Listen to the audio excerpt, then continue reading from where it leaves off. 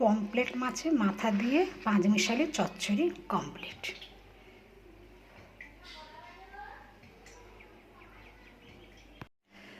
Pomfret মাছের মাথা এরকম কেটে নিয়েছি, নিয়ে আর এখানে সবজি বেগুন, ঝিঙে, কুমড়ো, বরবটি, পটল, আলু দিয়ে একটা চচ্চড়ি করব। এটাকে নুন হলুদ দিয়ে ভালো করে মেখে নিয়েছি, নিয়ে কড়াইতে তেল গরম করতে দিয়েছি, দিয়ে মাছগুলো মাছের মাথাগুলো ভেজে নেব।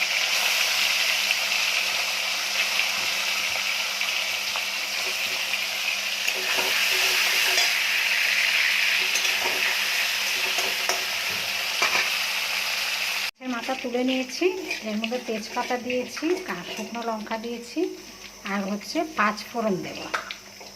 5 ফোড়ন দিয়ে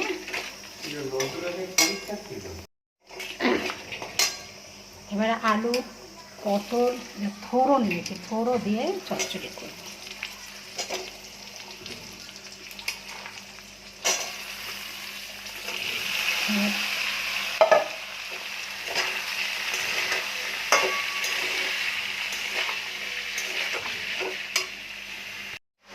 চচ্চড়ির জন্য মশলা হচ্ছে এখানে হলুদ, নুন, জিরে, ধনে, লঙ্কা, এখানে আদা, কাঁচা লঙ্কা সব এর মধ্যে দিয়ে দেব। দিয়ে ভালো করে নেড়ে চেড়ে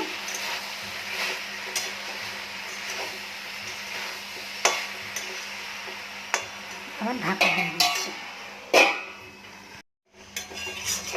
চচ্চড়িটা হাফ সিদ্ধ হয়ে গেছে, এবার হচ্ছে পমফ্রেট মাছের মাথাগুলো দিয়ে দিচ্ছি, দিয়ে ভালো করে নেড়ে চেড়ে আবার একটু ঢাকা দিয়ে দেওয়া। ঢাকা দিয়ে দিয়ে করলে জল দিতে লাগে না, ওর স্বাদটাও ভালো হয়।